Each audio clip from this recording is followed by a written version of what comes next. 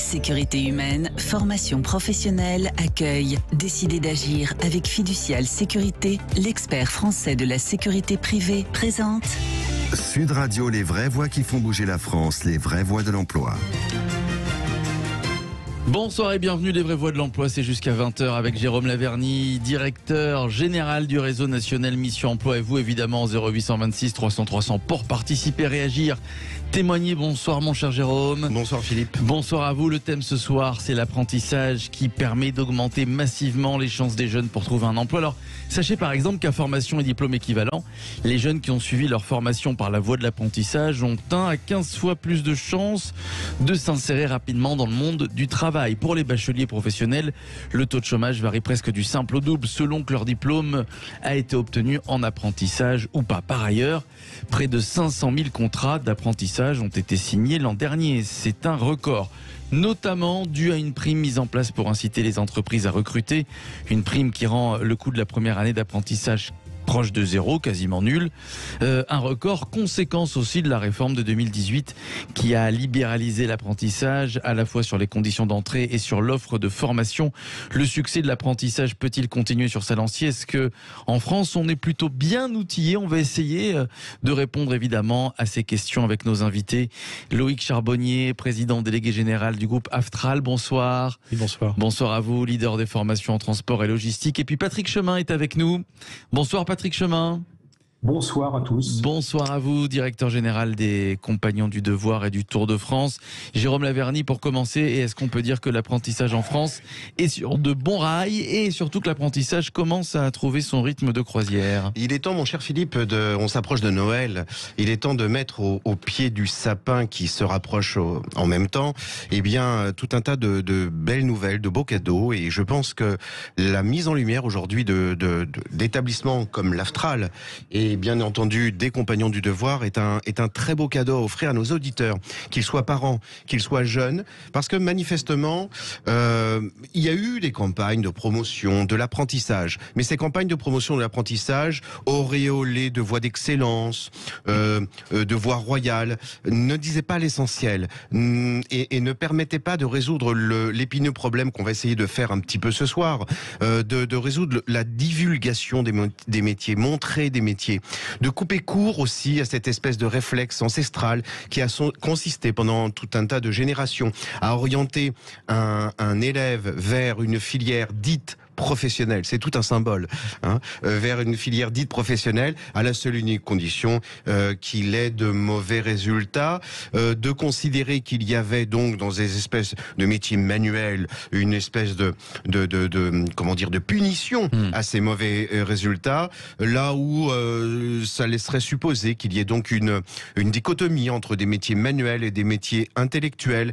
Nous accueillons ce soir les Compagnons du Devoir qui sont quand même auréolés eux aussi du sceau du patrimoine culturel immatériel, et c'est pas rien immatériel en France. Donc oui, je réponds par anticipation, nous sommes formidablement outillés en France avec des organismes de formation comme ceux sur le transport et la logistique, et c'est très important. Je montrais la semaine dernière un ouvrage, La France sous nos yeux, qui dit combien le transport et la logistique est en train de monter en puissance considérablement en France, avec une demande de salariés, mais une demande surtout de gens à former, et ce sont des organismes comme l'Aftral qui peuvent les accueillir. Bien sûr, les Compagnons du Devoir, franchement, allez, les parents, visiter les jeunes, le site internet les qui est sites, très bien fait, oui, qui est juste formidable. Regardez, nous en publions nous sur la page Facebook du réseau national Mission Emploi un témoignage tous les jours de Compagnons du Devoir.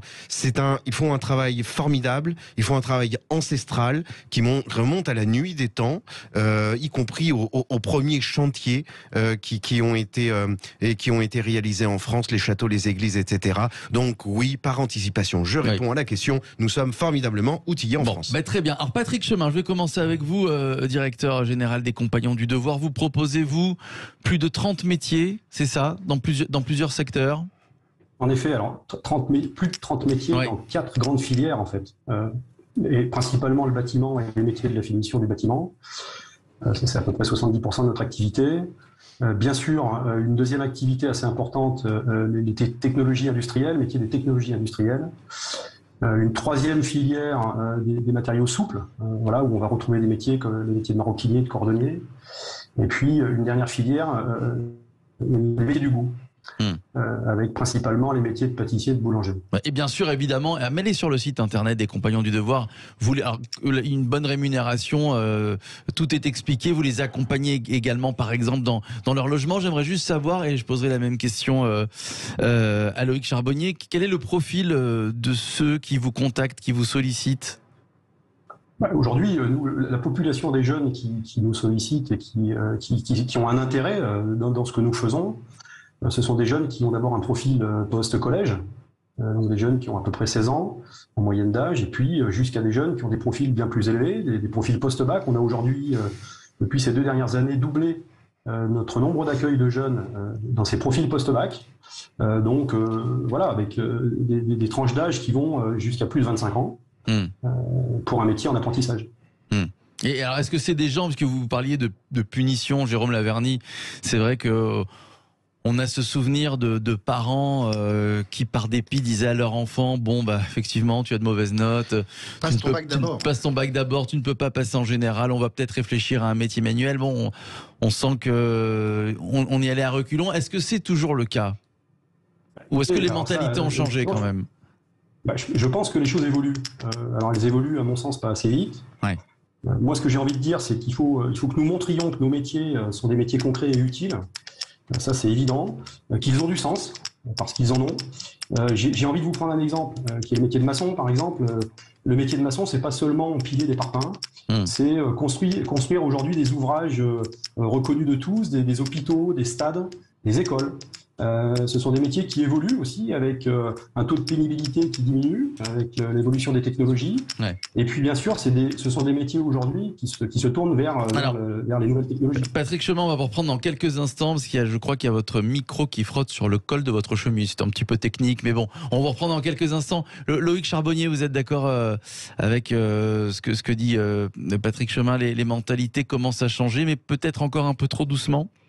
Alors, non, alors moi je trouve que les mentalités sont en train d'évoluer très rapidement, parce que les jeunes, il y a beaucoup de bouche à oreille entre eux, et aujourd'hui avec cette explosion, on va dire, de l'activité d'apprentissage, aujourd'hui plus de 500 000 apprentis cette année, sans doute encore beaucoup plus à cette rentrée de 2021, on assiste moi je trouve à un changement de paradigme. Pourquoi ? Parce qu'aujourd'hui, les jeunes, ils vont trouver 2 principaux avantages dans l'apprentissage. Une rémunération qui va leur permettre de subvenir à leurs besoins, je dirais, normaux, de logement, de vie tout court. Et puis aussi, le fait que l'alternance leur donne déjà un pied dans l'entreprise. Et aujourd'hui, quand une entreprise rencontre un jeune qui est passé par l'alternance et un qui n'est pas passé par l'alternance, elle va avoir une préférence pour celui qui a déjà une expérience professionnelle, parce que c'est véritablement une expérience professionnelle. Et je vais vous donner aussi un exemple. Aujourd'hui, on accueille dans nos écoles supérieures, on a des écoles aujourd'hui, parce que le transport, c'est bien sûr la conduite, mais c'est aussi tout l'encadrement. Et aujourd'hui, on accueille dans nos écoles supérieures des jeunes qui ont fait un bac+5 académique, mais qui n'arrivent pas à trouver d'emploi, et ils viennent chez nous faire un bac+2 ou un bac+3 en alternance, et là ils se réalisent, et là ils vont accéder à l'emploi. Voilà. Donc on a vraiment une évolution très importante de la perception de l'apprentissage. Je crois que cette image que vous évoquiez, qui a duré quand même très longtemps, de dire voilà, je vais en apprentissage parce que je suis en échec scolaire, eh bien aujourd'hui c'est au contraire, les jeunes ils vont rechercher d'abord des possibilités de formation en alternance. Alors en ce moment, on est en pleine campagne présidentielle, donc on reproche beaucoup de choses à Emmanuel Macron. Mais là, pour l'apprentissage, on peut lui donner un bon point quand même. Alors, lui donner un bon point, rappelez-vous l'émission de la semaine dernière, les aides sont très substantielles. Elles ont permis de booster le chiffre et le recrutement des jeunes, mais des jeunes seulement. Jusqu'à 29 ans, les contrats de professionnalisation, et ça n'est pas juste, car j'imagine très volontiers que dans les centres astrales, il y a des gens à la demande des employeurs, qui vont bien au-delà de l'âge de 29 ans. En fait, l'apprentissage a souffert de 3 écueils. Le mépris, oui, j'insiste. Oui. Un bac pro boulanger-pâtissier a été créé, mais simplement de façon artificielle, pour créer un bac, histoire de faire un bac. Oui. Dans les mairies, quand on donne des petites primes là pour les jeunes qui ont eu leur bac, c'est toujours des bacs généraux, jamais des bacs pro. C'est vrai. Jamais des bacs pro, c'est tout un symbole. Oui. Il y a eu un contrat aidé. La mention est récompensée dans les bacs généraux, oui, c'est vrai. Tout à fait. Ouais. Il y a eu un contrat aidé il y a quelques années, mis en place par un gouvernement, qui était destiné aux jeunes qui ne trouvaient pas du travail. Et dans ces jeunes, on disait des jeunes de niveau 5, c'est-à-dire d'un niveau CAP. Or, quelqu'un qui a un CAP, il trouve du travail. Donc il y a eu ce mépris, il y a l'ignorance des métiers. Qui sait ce que fait un sellier, un chaudronnier? Eh bien, il n'y a pas de travail d'orientation. On en avait parlé aussi avec Luc Ferry. Ouais. Et puis, je peux me permettre, moi, de le dire, pendant un certain nombre d'années, les choses évoluent un petit peu. Il y avait une claire petite guéguerre entre l'éducation nationale et les CFA. Moi, je peux me permettre de le dire. Vous voyez, alors, les choses évoluent. Aujourd'hui, l'éducation nationale se met à l'apprentissage, d'ailleurs. C'est tout un symbole, mais on paye un petit peu les fruits de cela. En tout cas, quoi qu'il en soit, on a de formidables outils. Alors moi, j'ai 2 questions pour Loïc Charbonnier, Patrick Chemin. La grande crainte des parents et des jeunes quand ils se lancent dans l'apprentissage, c'est de trouver un emploi, un employeur qui les accueille lors de leur cycle d'apprentissage. Donc, question à l'un et à l'autre. Aujourd'hui, est-ce que dans certaines filières, vous n'auriez pas beaucoup plus d'employeurs que de candidats? Loïc Charbonnier. Alors oui, effectivement, aujourd'hui, les entreprises viennent nous voir en nous disant, voilà, moi je suis prêt à accueillir des apprentis, voilà, j'ai des postes, j'ai des tuteurs, tout ce qu'il faut pour que ça se passe bien, parce que j'ai des besoins de recrutement et j'ai même des difficultés de recrutement. Donc c'est un vrai emploi, on n'est pas sur de l'apprentissage photocopieuse, on est sur une vraie préparation, sur un vrai métier. Et donc nous on recueille toutes ces demandes et en même temps on va essayer de trouver et de faire la promotion des métiers du secteur pour essayer aussi d'attirer des jeunes qui vont venir se renseigner et qui vont peut-être effectivement s'engager dans cette voie de l'apprentissage.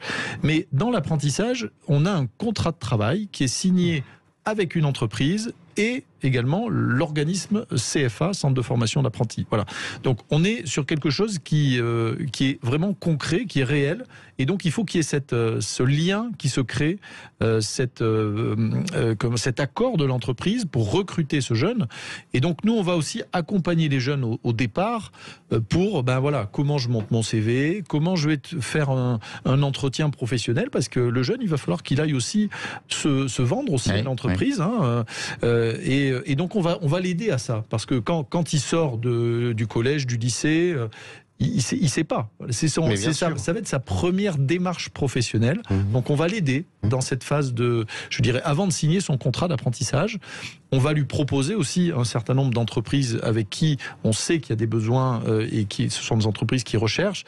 Donc voilà, c'est aussi un accompagnement pour les jeunes, parce que c'est pas facile, mais le fait d'être accompagné, c'est déjà la moitié de la réussite et de l'accès à la voie de l'apprentissage. Et puis vous avez des demandes d'employeurs. Alors Patrick Chemin, est-ce que vous-même, vous manquez d'employeurs, ou est-ce que vous avez une affluence précisément de demandes d'employeurs? Ouais. Écoutez, je pense que Loïc Charbonnier a dit déjà beaucoup de choses dans lesquelles je m'inscris. Nous avons beaucoup de métiers aujourd'hui dans lesquels il y a une vraie tension et un vrai besoin. Si je prends le cas du métier de maçon dont je parlais tout à l'heure, les métiers de la couverture, aujourd'hui il y a énormément d'offres d'emploi, énormément de besoins. Ce sont certainement des métiers qui ont aussi besoin de trouver une vraie identité. Le sujet qu'on évoque depuis tout à l'heure est vrai là-dessus. Je pense qu'il faut qu'on donne de la valeur à ces métiers. Ce sont des métiers en plus qui sont souvent très bien rémunérés aujourd'hui. Et comme le dit Loïc Charbonnier, nous accompagnons aussi ces jeunes. C'est-à-dire que l'objectif, c'est vraiment de les accompagner dans la recherche d'emploi. Ils n'ont pas toutes les armes, c'est évident. Dans nos processus de recrutement, quand le jeune arrive, nous avons des moments où nous lui expliquons effectivement comment réaliser son CV, comment aller se vendre auprès d'un employeur, pour montrer son engagement, son envie. Nous accompagnons nos jeunes sur ces techniques. C'est évident. Et nous avons besoin de le faire. Nous avons des équipes sur le terrain pour le faire. Allez, les vraies voix de l'emploi reviennent dans quelques minutes. Restez avec nous, avec Jérôme Laverny, directeur général du réseau national Mission Emploi, Patrick Chemin, que vous venez d'entendre, directeur général des Compagnons du Devoir et du Tour de France, et puis Loïc Charbonnier, président délégué général du groupe Aftral. Il est question, vous l'avez compris, d'apprentissage ce soir. La France est-elle bien outillée? On a répondu à la question, c'est un grand oui de Jérôme Laverny. Le succès de l'apprentissage peut-il compter? Philippe de Fontainebleau sera avec nous dans quelques minutes. À tout de suite. Sécurité humaine, formation professionnelle, accueil. Décidez d'agir avec Fiducial Sécurité, l'expert français de la présente. Sud Radio, les vraies voix qui font bouger la France, les vraies voix de l'emploi. 19h46 sur Sud Radio, vous écoutez les vraies voix de l'emploi avec Jérôme Laverny qui est à mes côtés, directeur général du réseau national Mission Emploi, Loïc Charbonnier, président délégué général du groupe Aftral, Patrick Chemin qui est avec nous, directeur général des Compagnons du Devoir et du Tour de France. L'apprentissage au cœur des vraies voix de l'emploi ce soir. J'aimerais qu'on accueille tout de suite Philippe qui nous appelle de Fontainebleau et qui a composé le 0826 300 300. Vous connaissez le numéro par cœur, c'est le numéro du standard de Sud Radio. Bonsoir Philippe. Bonsoir. Bonsoir à vous. Alors on parle d'apprentissage depuis quelques minutes. C'est vrai que l'apprentissage il y a quelques années, alors on l'a dit, ça change, avait une mauvaise image, une sorte de punition. C'est vrai que c'est l'image qui lui collait à la peau. Ça commence un petit peu à changer. Quelle est l'image que vous avez de l'apprentissage, Philippe ?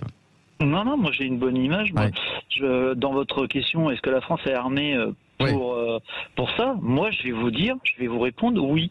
Parce que la France, c'est un pays où, peu importe dans quel domaine on est, même dans l'artisanat, on a des maîtres, on a des gens qui ont, l'art du travail bien fait et la capacité de pouvoir transmettre leur savoir. Sauf qu'aujourd'hui, le problème qu'il y a, c'est que tout ça, ça a été décrié depuis des années. Aujourd'hui, de ce que je crois comprendre, ça revient un peu au goût du jour. Mais moi, aujourd'hui, je travaille dans le bâtiment. C'est pas ce que je ressens. Moi, aujourd'hui, j'ai plein d'entreprises qui cherchent des apprentis, qui aimeraient en prendre des apprentis, qui en prennent, mais qui finissent par baisser les bras. Mais c'est pas la faute des gamins, je vais vous dire. C'est pas la faute du patron. Je pense qu'aujourd'hui, il y a encore un gros effort à faire. C'est au niveau de l'orientation, c'est ce que j'ai entendu tout à l'heure. Et surtout, c'est ce lien entre l'école et le monde du travail. Parce qu'aujourd'hui, c'est bien beau. Aujourd'hui, moi, j'ai des gamines, je côtoie plein de gamins. Aujourd'hui, les gamins, qu'est-ce qui les fait rêver? Regardez-les comment ils se comportent. Alors, je ne veux pas faire une généralité, mais on voit des footballeurs, on voit des gens qui passent à la télé, on voit des gens qui passent des concours de chant. Mais aujourd'hui, à l'école, en fait, ce qu'il faudrait dire, c'est voilà, tout le monde ne peut pas aller vers là, tout le monde ne peut pas être ingénieur, mais il y a plein de choses formidables à faire. Et dans les métiers manuels, et il faut que l'école puisse transmettre ça pour dire, moi aujourd'hui, je le vois dans le bâtiment, aujourd'hui un plombier, il peut gagner très bien sa vie, il peut commencer comme apprenti, il finit patron. Moi, je connais des patrons, ils ont commencé comme arpète, et ils ont aujourd'hui 15, 20 bonhommes. Et aujourd'hui, un frigoriste aujourd'hui, prenez un frigoriste aujourd'hui. Mais aujourd'hui, on en cherche plein. Demain, le métier de chauffagiste, il est en train de changer avec les énergies renouvelables. Et aujourd'hui, on est en manque de tout ça. Et aujourd'hui, c'est ça. Il faut qu'il y ait une passerelle entre l'école et le monde du travail. Et il faut aussi une chose que je tiens à faire constater aujourd'hui. Il faut aussi que nos gamins, et surtout qu'on réinstaure une forme de discipline. Il faut comprendre que quand on va au travail, pourquoi j'ai beaucoup de patrons qui me disent on a baissé les bras avec les apprentis? C'est parce que souvent c'est des gens qui venaient, t'es pas bon à l'école, tu feras ça. Mais il faut aussi qu'on mette des règles. Et le travail, c'est aussi des règles. Il faut faire des sacrifices. Il faut être à l'écoute de ses tuteurs. Il faut accepter d'être cadré. Il faut accepter d'être brimé pour pouvoir progresser. On reprend, etc. Mais c'est aussi... c'est tout ce qui fait la valeur travail, de la transmission. Et moi, j'entendais parler, il y a une personne là, qui représente les compagnons du devoir. Patrick Chemin, qui est avec nous. C'est extraordinaire, monsieur, franchement, ce que vous faites, moi, des fois, je vous dis bravo. Moi, quand je vois un charpentier, quand je vois un couvreur, quand je vois un maçon, quand je vois un tailleur de pierre, mais franchement, chapeau bas, chapeau bas. Et c'est ça qu'il faut qu'on dise aux gamins. Vous pouvez gagner votre vie, c'est pas grave si vous êtes pas bon à l'école, mais voilà, tu sais lire, écrire, compter, c'est la base, mais vas-y, t'es doué de tes mains, mais vas-y. Il faut qu'on donne envie aux mômes. Il faut qu'on leur dise, regarde, va, sois curieux. Et c'est l'école de montrer ça. Regarde là, les métiers, c'est là où il y a du boulot. C'est pas fais ton bac et va dans une fac de sociaux. Il y a des gamins, ils courent, c'est les études qui courent après les gamins. Moi, ça me rend dingue. Ça me rend dingue. Moi, j'ai un message à passer aux gamins. Les gamins, Sachez lire, écrire, compter, c'est la base. Après, dans la vie, si vous êtes courageux, vous avez envie d'apprendre, soyez curieux, testez des trucs, ouvrons les portes aux gamins, arrêtons de les sélectionner. Le mec, il a envie de faire boulanger, donnez-lui sa chance. Ça marche pas, va voir autre chose. Mais écoutez vos maîtres, écoutez les gens qui ont le savoir, et c'est comme ça qu'on réussit dans la vie. Moi, je suis un autodidacte, mais c'est en écoutant, c'est en mettant les mains dans le cambouis, voilà, et c'est comme ça qu'on fera. Et l'apprentissage, oui, c'est l'avenir. Bon, vous nous avez donné une belle leçon, mon cher Philippe. Comme mon gamin posera la question, je vous appellerai. Vous êtes très très convaincant. Est-ce que vous partagez, tiens, vous trois, l'analyse, le constat, le message de Philippe? Alors oui, 1000 fois oui. Bravo Philippe. Alors sur l'orientation, oui, je répète, comme on l'avait dit dans une précédente émission, ce n'est pas normal que les profs, quelle que soit leur matière, ne soient pas formés sur l'orientation. Ouais. Ils sont amenés à se prononcer à un moment donné dans un conseil de classe. Il serait normal que dans le cursus de formation d'un prof, il y ait un module consacré au marché du travail. Et il ne s'agit pas de les transformer, mais tout de même qu'ils aient connaissance de savoir ce que fait un cellier, ce que fait un responsable d'entrepôt. Sur l'image, oui, 1000 fois oui. Une émission de télé-réalité a suffi à remplir le CAP pâtissier. Et oui, c'est comme ça. On est dans une société de l'image et il s'agit de récupérer et de redorer un petit peu le blason. Sur le travail extraordinaire, oui. Et il faut dire oui. Pourquoi? Parce qu'il y a plein de commentaires qui disent aujourd'hui, mais c'est la formation qui va pas.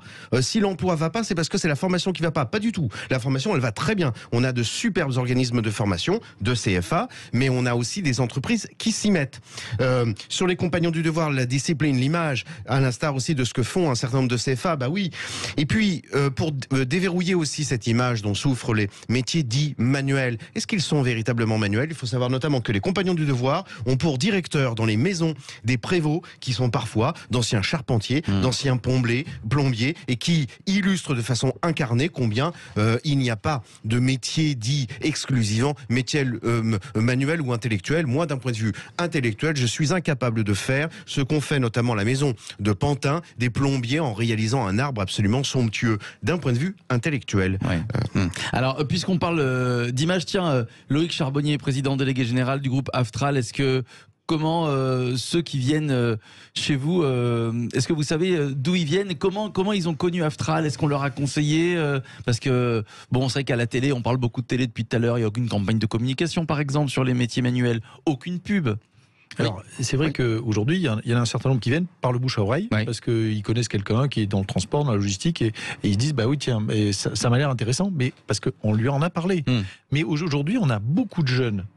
Ils sont dans des quartiers, ils sont à se poser des questions, à se dire, mais qu'est-ce que je peux faire? Et en fait, le champ est tellement vaste qu'on ne sait pas très bien par quel bout prendre les choses. Et je crois que nous, en tant que CFA, mais aussi avec tous les acteurs de l'orientation, on a vraiment cette responsabilité de renseigner. Donc, il faut vraiment pousser la porte. Voilà, faut pousser la porte, simplement. Et nous, là, tu t'assois, on va t'expliquer. On va te montrer ce que c'est qu'un camion. Déjà, tu sais pas ce que c'est qu'un camion. Tu sais pas ce que c'est qu'un autocar. Tu sais pas ce que c'est qu'un entrepôt. Tu sais pas comment ça fonctionne, la supply chain. Ben voilà, nous, on va t'expliquer ça. Et tu vas voir que c'est concret, que là-dedans, il y a des interactions avec tes collègues, qui vont devenir tes camarades, tes amis. Donc, tu vas créer du lien social dans ton travail. Tu vas te réaliser parce que ce que tu fais, c'est utile. On a dit, dans le Covid, toute la France était arrêtée. Heureusement, il y avait les transporteurs, ils étaient là pour que les magasins ils soient approvisionnés. Sinon, il n'y avait plus de vie. Voilà. Donc tout ça, ça a du sens. Et nous, on va essayer justement de faire partager ça parce que ça peut paraître très abstrait a priori, mais en fait, c'est hyper concret. Et c'est cette étape-là qu'il faut qu'on arrive à réussir. C'est comment on passe de je sais pas ce que j'ai envie de faire, ça me paraît très compliqué à mais oui, tiens, ça a l'air intéressant. Voilà.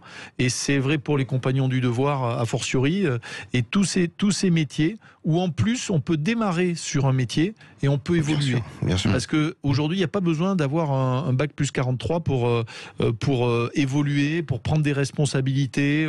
Voilà, c'est vraiment chacun qui va aussi faire sa carrière. C'est des métiers où il y a du potentiel. Voilà. Donc c'est tout ça que je pense on a vraiment une responsabilité à vraiment mieux communiquer auprès des jeunes sur les opportunités. Qu'est-ce que deviennent, Patrick Chemin, vos apprentis? Est-ce que vous les suivez même quelques années plus tard? Est-ce qu'ils sont toujours, est-ce qu'ils ont suivi toujours votre chemin, Monsieur Chemin?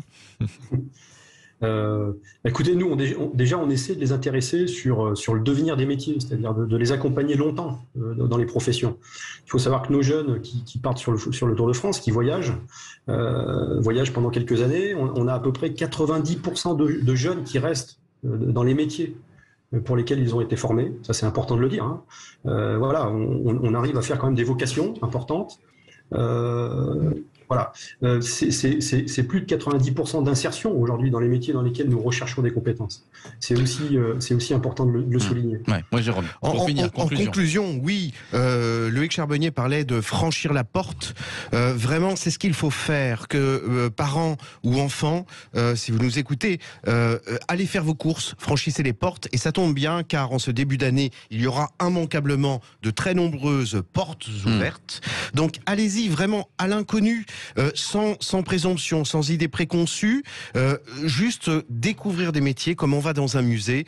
Et Dieu sait combien les maisons des compagnons, notamment, sont pas très loin d'être de véritables musées. Je pense à la maison de Nantes, et c'est pas pour rien c'est un patrimoine. Donc attention, début de l'année, le programme il est fait. Reprendre le sport, faire tout un tas de trucs, mais surtout aller aux portes ouvertes des CFA, l'Aftral et les compagnons. Et voilà, le message est passé. Merci à vous, Jérôme Laverny, directeur général du Réseau national Mission Emploi. Merci Loïc Charbonnier, président délégué général du groupe Aftral. Patrick Chemin, directeur général des Compagnons du Devoir et du Tour de France. Merci à vous, Philippe de Fontainebleau, voilà, de nous avoir donné autant de courage et de motivation. Les voies de l'emploi à retrouver en podcast sur notre site sudradio.fr et puis évidemment en vidéo sur la chaîne YouTube de Sud Radio. Dans un instant, le Loft Music et Yvan Cujous qui reçoit ce soir en direct Massilia Sound System. À tout de suite.